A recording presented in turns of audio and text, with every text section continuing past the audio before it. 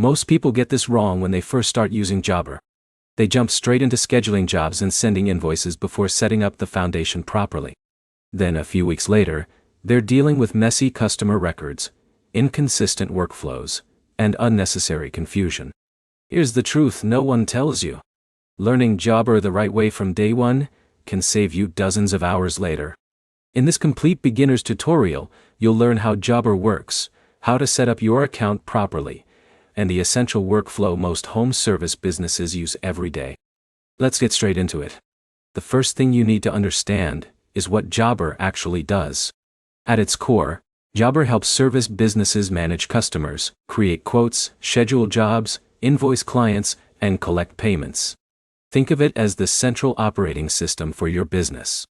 Everything starts with customer information. When a new customer contacts you, the first step is creating a customer profile. This profile stores contact details, service history, notes, addresses, and future job information. For example, imagine Alex owns a landscaping company. A homeowner requests a quote for lawn maintenance. Alex creates a customer profile and enters the basic information. Now Jobber becomes the central place for everything related to that customer. That's your first win. But here's the problem. Many beginners stop there and start creating jobs immediately. This is where most people fail. Before scheduling work, it's important to understand the quote process. Most service businesses use quotes as the starting point of their workflow. A customer requests a service. You create a quote. The customer approves it. Then the quote can be converted into scheduled work. This creates a cleaner and more organized process. Now, here's where it gets interesting. Once the quote is approved, Jobber makes scheduling much easier. You can assign jobs, manage appointments, and keep track of work from a central calendar. Imagine Jake owns a pressure washing business with 2 technicians. Instead of calling everyone throughout the day, he can organize schedules from one place and keep the team aligned. That's where many businesses start seeing major time savings. In a minute, I'll show you the workflow that most successful Jobber users follow. But first, let's talk about invoicing.